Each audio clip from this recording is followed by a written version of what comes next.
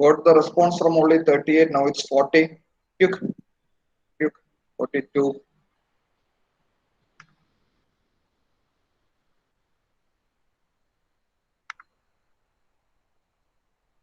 43.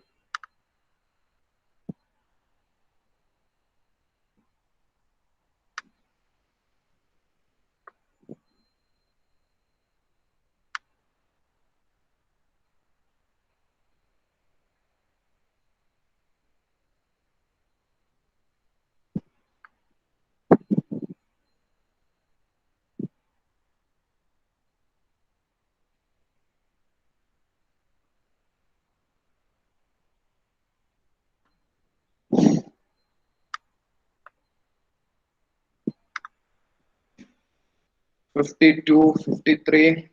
Quick. Okay. So every class I wish you to just refresh what you have learned in the last class. So yesterday we have studied about the various insect pests infesting rice, followed and we started the discussion on rice stem borer. It's a group we discussed about 5 species of stem borers, of which 2 are the major ones in Kerala: yellow stem borer and white stem borer, Cyphophaga incertulus and Cyphophaga innotata. Then we discussed about the characteristics of the pest, of which we have discussed few things. One thing, the color of the mouth, how they fold their wings. Yellow stem borer, it is yellow in color with black spot. White is pure white in nature. It rests on the uppermost portion of the leaf, that is leaf tip, lays the eggs on the upper surface of the leaf, and eggs are laid in a group, in a mass, and it will be covered with hairs. The larvae, just after hatching, the neonates hang with the help of silken threads, pour into the stem, feed on the internal content, and pupates within the stem itself. And before pupation, larvae will cut a exit hole so that the adults, which doesn't have mandibles, can easily emerge from this pupate. Okay, now let's continue. I will share the slides.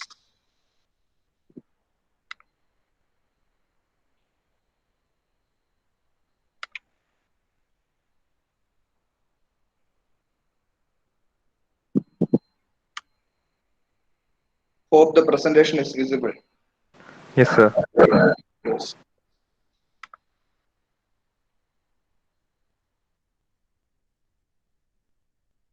The pictures we have seen yesterday, all the three, the ECMAs also we have seen, the grubs we have seen.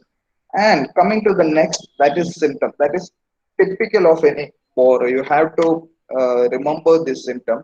The the symptoms vary with the stage of the crop. In the vegetative stage, that means in the early stage, that means before the emergence of the panicle. I think you know what is a panicle and or what is a vegetative phase in the rice. The vegetative phase of the rice, if the stem borer infestation is there, the central shoot dries up, the new emerging shoot dries up, and it is the symptom is called as dead heart. I will show the symptom. See it over here.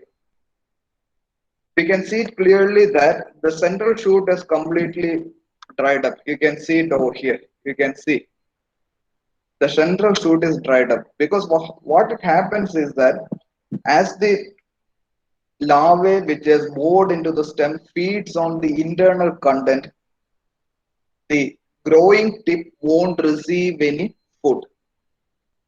The younger leaves, the central shoot doesn't really receive any food, because the base will be fed by the larvae, and the central leaf starts drying, and that symptom is called as dead heart. That means this is the heart of, consider this as the heart, that is the new leaf. That heart has died off, dried off. It won't survive. A new leaf won't emerge from it. The plant is completely gone. So this is in the vegetative stage. Whereas once the crop grows into the reproductive stage. Once the flowering has started, you can see the panicle. The entire panicle has turned chaffy. You can see nearby panicles which is slowly filling up. It starts bending because the it is grain is filled, getting filled, and the grain starts gaining weight, and slowly the panicle starts bending. നമ്മൾ മലയാളത്തിൽ കതിര് വളയുക എന്ന് പറയും. കനം കതിരില് മണി നിറഞ്ഞ് കതിര് വളയുക എന്ന് പറയും. Because the grain starts getting filled, grain starts getting hardened, and slowly the panicle starts bending. But take the case of this one. Here the color, it is entirely grayish in nature. The entire grains is chaffy. That means it is not at all filled. And this kind of symptom is called as white ear. White ear. See it over here, white ear. That means in the reproductive stage, the entire panicle will dries up, and all the grains will be chaffy. And there can be certain confusion with respect to this. How dead heart, it can be due to some other insect. Usually in rice, it is due to 95% it is due to stem borer only. Drying up of the entire panicle can be due to other reasons also, but it is mostly due to stem borer. In order to confirm the presence of stem borer, one thing that you can easily do is, let me see that picture is there. Okay. One thing that you can easily do is try to pull out this dead heart or white ear. Try to pull it out. Hold on the dead heart or white ear and try to pull it out. Don't exert too much pressure. Try slightly pull it out, and it comes off easily because the base of this panicle or the growing part is fed by the larvae. So you can see this over here. You can see this is the base of the stem which I have pulled it out and I took the photo. You can see at the base it is full fed by the larvae. So there won't be any attachment to the plant. So once you try to pull it out, lift it up, it easily comes out from the plant. So that is one confirmatory way of stem borer infestation in rice. So we have two symptoms. In the vegetative phase, we have dead heart, wherein the central shoot will be dried up. In the reproductive phase, that is in the after flowering, the entire panicle will get dried out and the grains will be chaffy, and both dead heart and white ear can be easily pulled out, and that is the confirmatory step for yellow stem borer attack. Clear? Yes or no? I will move on to the next management part.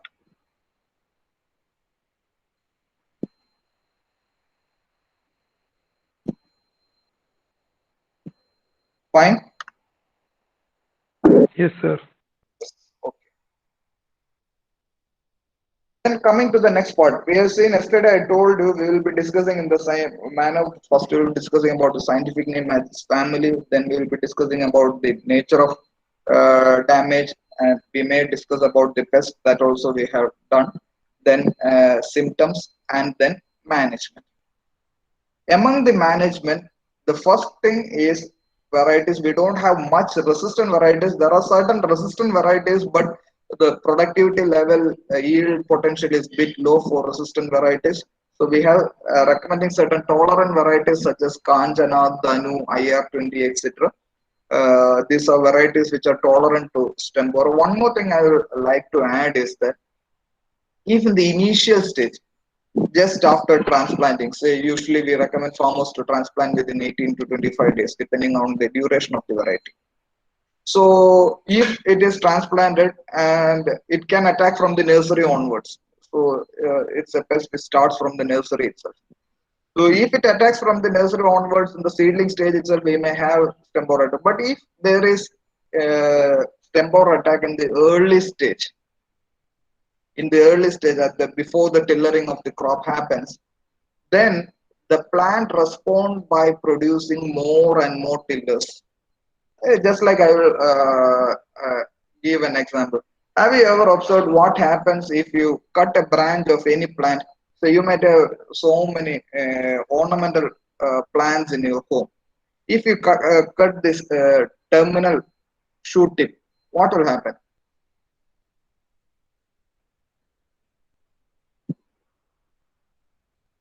Say if you have a hibiscus or any other tree, anyone, quickly unmute and or you can type it in the chat box. Lateral branches. It starts respond by producing more branches from the axillary buds. Yes. In the similar way, the main seedling which we have planted, it has died out because of the infestation of yellow stem borer. So the plant's rise responds by producing more and more tillers. That is the response, just like a tree. So in the case of early infestation, that means say within 30 to 40 days of sowing, then transplanting means it is within 15 to 20 days. Even if there is a stem borer attack, plant will recover by producing more and more tillers. It doesn't yield to much of crop loss. But if it crosses after certain limits, say after the if you cross about 50 or 60 days of duration, then the plant will start stopping producing tillers, because once there is no space, once the more as crop produces more and more tillers, the crop grows more and more close, more and more dense, and there won't be any space for production of more and more tillers. So then in the later stages, if there is any stem borer attack, plant won't be able to compensate by producing more tillers. And once the panicle has emerged and you have observed a white ear, there is no purpose for having any management, because already the damage has been done. We can't make the grain again fill, because already the base of the plant has been completely fed by the larvae and the grain has turned chaffy. And there is no purpose in giving an insecticide at that stage, at the white stage. That means at the panic flowering stage. All of the crop, if you are sowing a crop in a paddy field, everything will have the same uniform age. So everything will come to flower at the same time. You will see the white ear at the same time for all the plants. And if you are observing white ear, the damage has already been done. You can't do any management at that time. At the very early stage, even a mild infestation is there, okay, you can ignore it because the plant can open. So after say 15 or 20 days after transplanting, or 30 or 40 days after sowing, you have a window of up to paniclinization or up to flowering for managing this pest. After that, once the flowering occurs, we can't, if you observe any symptom and try to manage it, there is no purpose in doing it. So the first thing is the management part is the tolerant varieties. We can use Kanchana, Danu, IR20, etc. And anyone from Palakkad? Anyone from Palakkad who has some rice in the Palakkad belt? No? Okay, in Palakkad, we have in the rice growing tracts of Palakkad, we have two crops. The first crop, Viripu, and the second crop is the Mundagan. Both crops in Thrissur and all, in the Thrissur cold lands and all, we have usually a single crop. Malappuram cold lands, we have a single crop. Kuttanad, some areas it's a single crop, some areas they have taken additional crop also. So Palakkad routinely they have two crops, Viripu and Mundagan. The Viripu is going on. So if you ask the farmers about stem borer infestation, they will say that in the first crop, stem borer is not an issue. In the second crop, stem borer is a major issue. First crop, it doesn't cause much damage. That's the feedback that the farmer usually gives. The reason is, once in the first crop season, the population of stem borers slowly builds up. Because in the third crop, there is no rice. Third crop is left fallow in Palakkad area. Third crop, you can see it. In third crop, there won't be any rice because there is not enough water for it. So once the harvest is over by December, January, the crop will be left fallow for up to May. For 5 months, it will be lying fallow.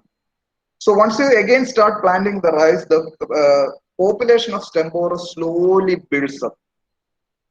And by the time the crop is harvested, it doesn't reach much alarming level. But still, the population will be there. Population will a small amount of damage will be there, but the farmers usually ignore it. So by the time you harvest it, most of the larvae might be pupating at the base of the plant in the stubbles.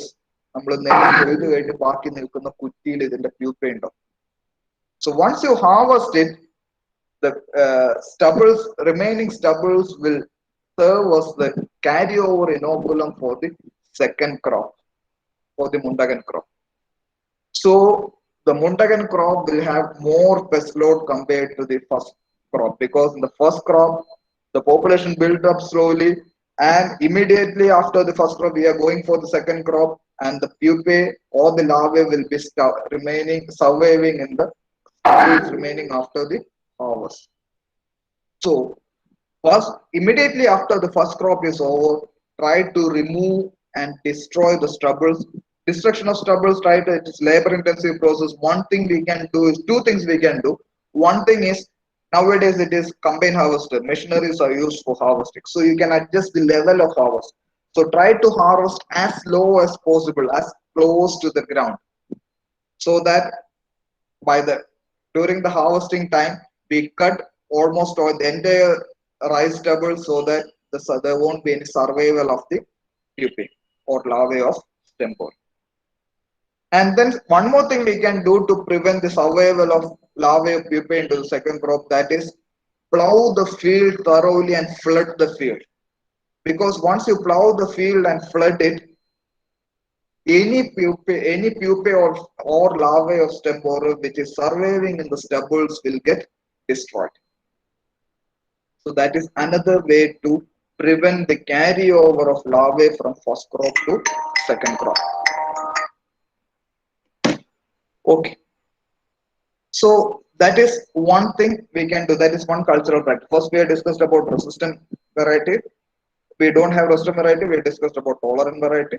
Then we have discussed about a cultural practice wherein we try to reduce the carryover of pests from one crop to other. So destruction of stubbles, which is a laborious process, so we can harvest as low as possible and plow the field and flood the field to destroy any carryover of stem borer larvae and pupae. And next thing what we can do is destruction of egg masses. You can collect the egg mass and destroy. Again, it is a cumbersome process. Egg mass can be easily spotted in rice. It's not that difficult to locate egg mass. We can easily locate egg mass and collect it. But this is a laborious process. But one thing that farmers usually do, they don't really recognize the pest management aspect of it, but it's a usual practice in rice growing trade for transplanted crop. In the transplanted crop, once they pull out the seedlings from the nursery, once you pull out the rice seedlings from the nursery, they usually try to clip the tip of the seedling. They will remove the seedling tip. If you ask the farmer, they will usually say that the length of the seedling is a bit more. So if you transplant, it won't hold easily. So if you remove the seedling tip, the seedlings will remain erect once you transplant it in the main field. How many of you have seen it? 4 or 5% yesterday answered that they have a rice crop in their home. Anyone? Have you seen it? It's a usual practice. It's not adopted in mechanized rice transplanting, because mechanized rice transplanting we use extremely shorter seedlings, hardly 15 days or 15 or 18 days old seedlings. We don't go for 18, even 15. So it will be short. If you have longer seedling, we usually remove the seedling tip. And where the stem borer moth lays the eggs, I told you in the exam also I asked that Where does it lays the eggs? Base of the leaf or tip of the leaf? Tip of the leaf, yes. So I told you in the nursery itself, stem borer attack can happen. So if the farmer is removing the leaf tip before transplanting, he, without knowing, is removing the egg masses present in the seedling tip of the seedlings of rice unknowingly. So that is one practice usually farmers does, which helps in the protection of crop from carryover of stem borer eggs from nursery to main field. So that is clipping the leaf tips of before transplanting. One more character I told you is that this adult is nocturnal in nature and it is positively phototropic. If you have a nocturnal insect which is active at night and it is positively phototropic, that means it gets attracted to light, you can go for light traps. Light traps are an effective tool because uh, as you might have observed,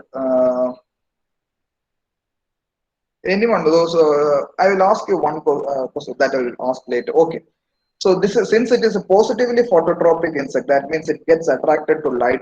We can have a light trap. I'll show you a few kinds of light traps which we routinely use in rice field, and it can be used. So but one thing with respect to light trap, our head Manisar is usually not in favor of using light trap because light traps usually attracts a number of neutral insects. That means we classify insects into beneficials, that means natural enemies which are beneficial to us, insect pests which cause damage to crop, and there are neutrals. Neutrals means it doesn't cause any damage or it doesn't cause any harm. It doesn't cause any damage or doesn't have any beneficial effect on the crop. So they are called as neutrals. So whenever we use a light trap, it doesn't differentiate between insect pests, beneficials, and neutrals. Whichever insect which is positively phototropic will get attracted to light trap and gets killed. So most of the time when you use a light trap, yeah, so many neutral insects gets trapped and killed. So Manisha usually tells don't advise the use of light trap, but it is there in the literature. That's why I am presenting it. And once you are recommending a light trap, remember to advise one thing, which is the time period when the insects are, especially the night fly, nocturnal insects are more active. I will ask one question. If you are traveling in a two-wheeler uh, in the evening, say about 6:30, 7 or like that, and you're traveling on the same way in the two-wheeler by 10:30, 11 in the late in the night, at which time the insect disturbance will be more, the evening or in the night?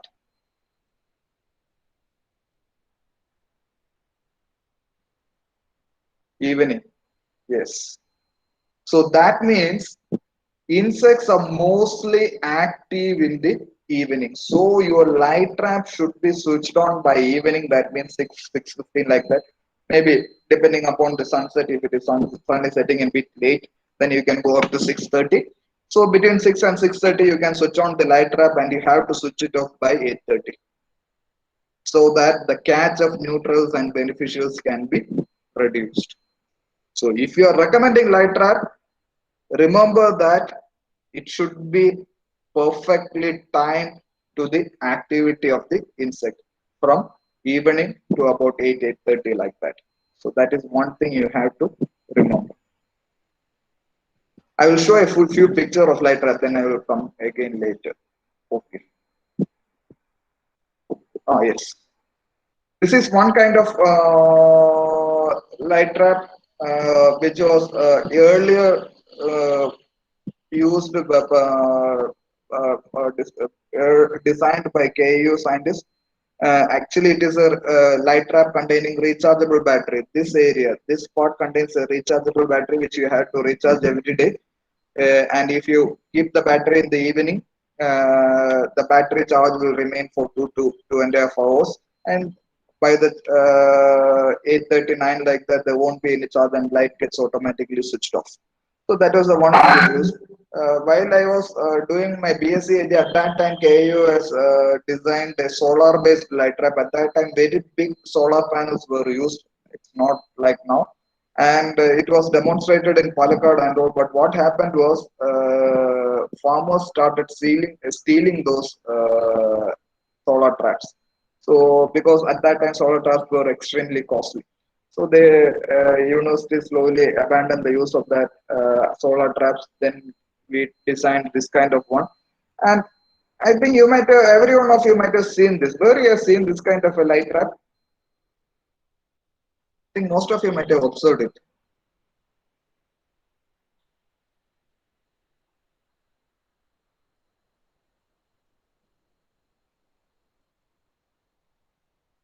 Were anyone? No. Shops, restaurants, yes, bakeries. It is used to trap flies. So this can be used in the paddy fields also. But the problem is we need electricity. We need electric source for that. That's the major issue which we have to consider. That is one thing. And nowadays, solar light traps are very common. It costs somewhere around 4,000 to 5,000. It is very common. So nowadays, these battery operated, these electric operated ones are not the ones which are recommended. We usually recommend solar light traps with very small solar panels. It's hardly, it will be, if we keep my two pumps like this, the width of the panel will be this much only. So the efficiency of solar panels has increased drastically. So these kind of light traps are very commonly used. These are very old kind of light traps. Nowadays, these kind of light traps are not at all used. So these are the kind light traps which are used. Then we can go for mass trapping with pheromone traps. This pheromone traps, one thing you have to remember that it is extremely species specific. So we have pheromone trap for yellow stem borer, Syrpophaga insultulus, and that pheromone is called a Sirpoliure. It is available commercially. If you just type it in online, you will get that pheromone trap.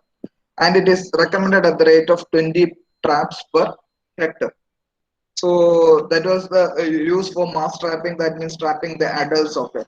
So after my studies and all, I joined KVK and I did some trials with this pheromone traps in Tavanur where I was working earlier. This is the pheromone trap. This is the model of the pheromone trap which I have used in the rice field. So you can see it over here. We have a plastic lid, and that behind the lid we can keep the pheromone lure, and we have a sleeve where which collects the moths. So I fixed this pheromone trap. There was a few catches, but the catches were very less, and still there were heavy stem. There was heavy stem borer incidents in the field. Then I started observing what is the reason why the adults of stem borer are not attracted to this pheromone. Because at that time, now also, majority of the stem borer population is white stem borer, not yellow stem borer.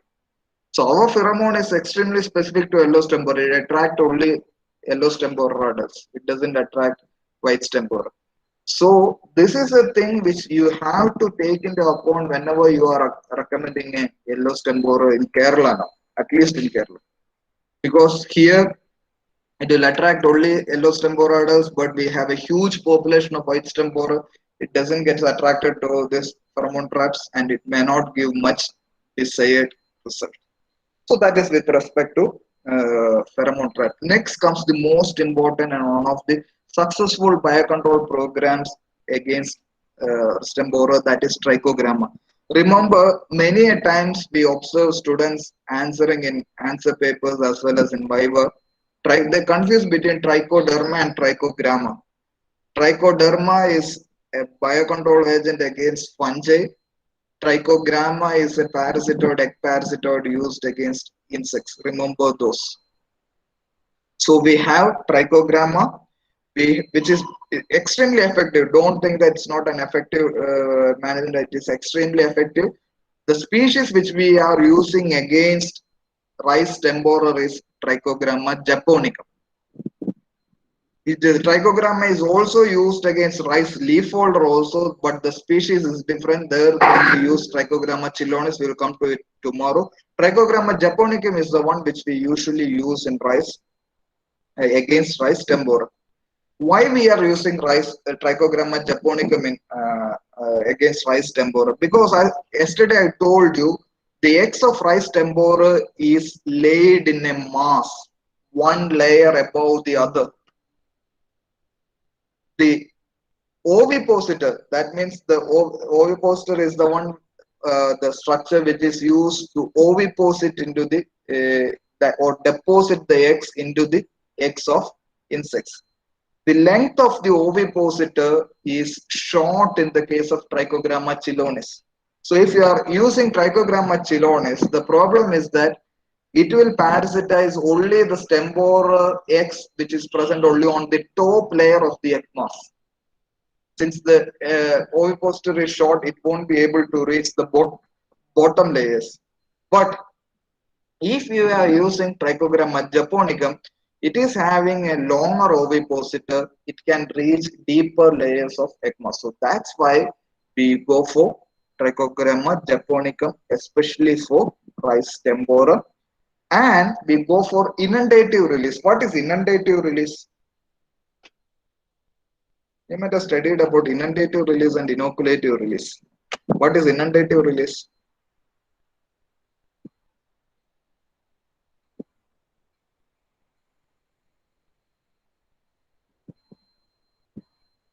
Large number is released. Yes, large number of insects are released. Inoculative, we release only a small number of insects. So we release large number of insects, Trichogramma japonicum.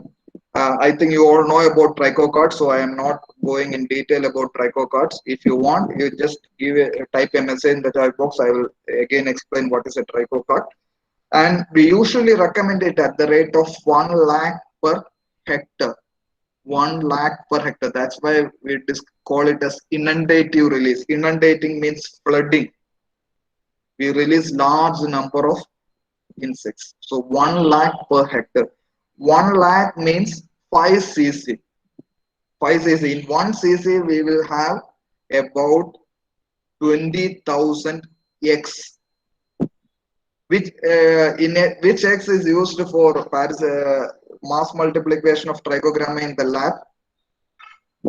Does anyone remember? We usually multiply Trichogramma in the lab in the X of one particular insect. Do you remember that?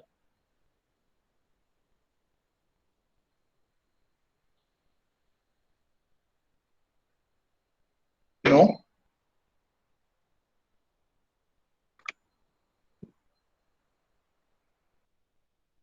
It's Coursera. Coursera cephalonica. We rear Coursera in the lab. It's a moth. It's a one where this insect is commonly seen in our stored grains and all. It's a common insect in our household also. This Coursera will be reared in the lab. We will make Coursera to lay the eggs. We will collect the eggs of the Coursera and we will put these eggs in under UV light in order to sterilize the eggs of Coursera. So once we treat it with UV, these eggs will not hatch out into Coursera larvae. It will get killed. The eggs will get killed. And these eggs, we will paste them papers with thick papers, and that one paper will have is called as 1 cc, and it will hold about 20,000 eggs of Coursera. And this card, 1 cc card containing 20,000 eggs of Coursera, is kept for parasitization. So Trichogramma will parasitize this eggs of Coursera, and this parasitized eggs of Coursera will be given to farmers for installing in the field. So 1 cc contains 20,000 eggs. For a hectare of area, we need 5 cc. That means it will come to about 1 lakh per hectare. And a single release is not sufficient. We have to release it at weekly interval. That means if you're going for transplanting, Once you have transplanted the crop, after 7 to 10 days, you have to have the first installation of the trichocard and repeat it at weekly interval for 5 to 6 weeks. So if you are releasing 5 weeks, we will be releasing about 25 cc per hectare. That means every week we will be releasing 5 cc. So after transplanting, we will be starting the installation of trichocards at 7 to 10 days after transplanting. Then repeat every week the same 5 cc per hectare up to 5 to 6 weeks. If you are going for sowing the crop, direct sowing of the crop, we will be installing the trichocards for the first time after 25 days after sowing. If transplanting, we will start installation of trichocards 7 to 10 days after transplanting. If it is sowing, it is 25 days after sowing. I forgot to mention it. I'll show you a few pictures how we will be going about it. See this. This is 1cc card. You can see this. This card contains 20,000 eggs, and you can see some horizontal and vertical lines over it. You can see 1, 2, 3, 4. That means we can get 5 pieces vertically, and there is a single line. And if you cut it over through this lines, we will get 10 such pieces. Just a minute.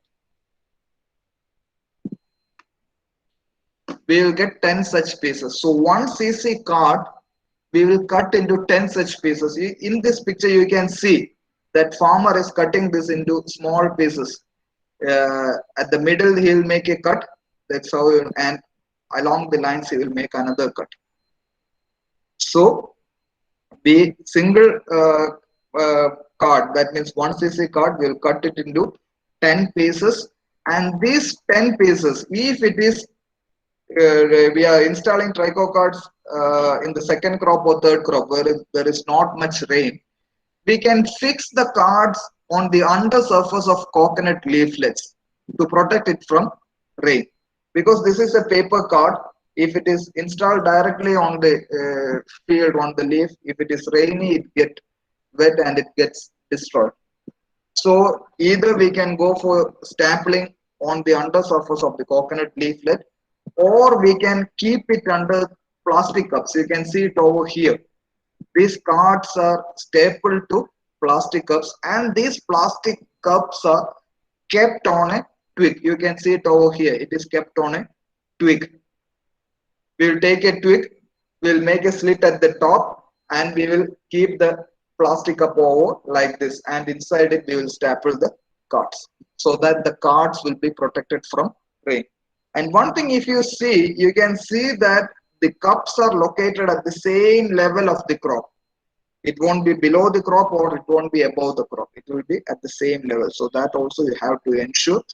This is one way. Of another way of doing it, we will be hanging it in the cups. Again, we can do it.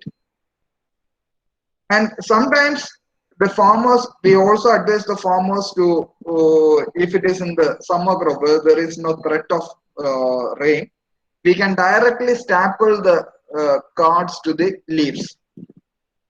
So I advise the farmers to staple the cards on the leaves. So what he told was, we are harvesting, while harvesting, the staple pins may go into the harvested rice. So instead, the farmer himself kept the cards into the slit of the stick, dried stick. So that also can be done. Only thing is that it has to be kept at the field, and the bits we are keeping it. So we have about 20 pieces. That means 2cc is for 1 acre. 5cc is for 1 hectare. That means 2cc we need for 1 acre. That 2cc cards we can cut into 20 pieces, and each piece we will keep it in 5 cents of area. I'm repeating, the recommended rate is 5 cc per hectare. That means 2 cc per acre. So in that 2 cc, each cc we will cut into 10 pieces. That means for an acre we will have 20 small pieces. Each piece we will keeping in approximately 5 cents of area. So in the rainy season we had to protect it from rain, either in under the coconut leaflets or under cups, or in the summer we can directly staple onto the rice leaves. And this coconut leaflets, what we will do is we will uh, fix this coconut leaflets in the puddled field. It will remain there. So that also we can do. Are you clear with the use of trico cards? Any doubts? Yes.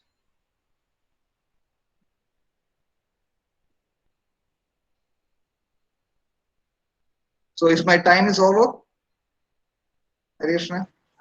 Yes, sir. Yes. Okay, fine. Okay, I'll be stopping.